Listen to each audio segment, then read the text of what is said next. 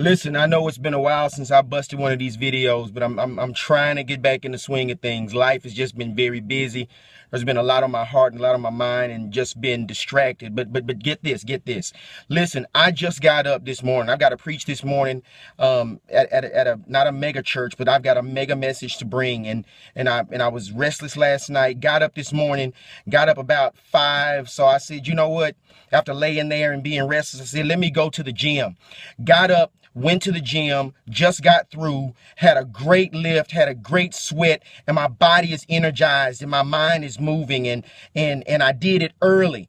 Jump starting my body early in the gym has given me vim and vigor to start the day.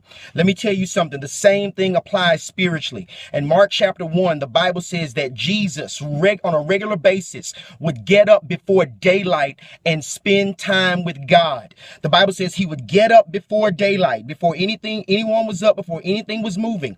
He would get up before daylight, go to a deserted place. He would go to a specific solitary place where he would spend time with God. And in spending time with God in the morning gave him the power to do ministry throughout the day. Now watch this. He didn't spend time with God to get power. He spent time with God because he loved God and he wanted to be in tune with God.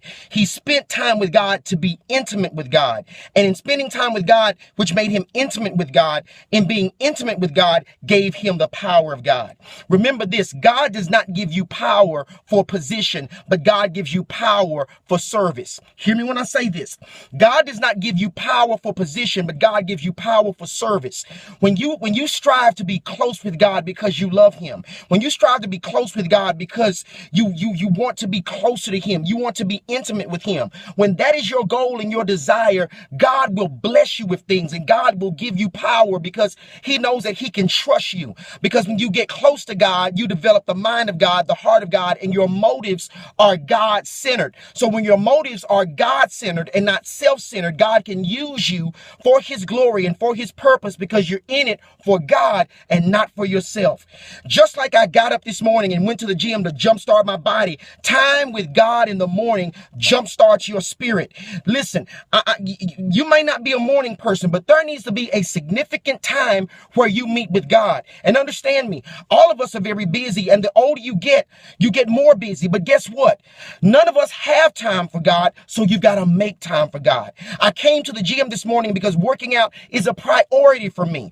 Spending time with God has to be a priority with you. You've got to be intentional in your relationship and your devotion to God. And guess what? I haven't been going to Camp Gladiator here lately because I've just been so busy. But you know what? When I'm not at Camp Gladiator, I'm still working out. When I'm not around my trainer, Brandon, I'm still working out. Because watch this. Though Brandon is my trainer, a good trainer trains you to train yourself.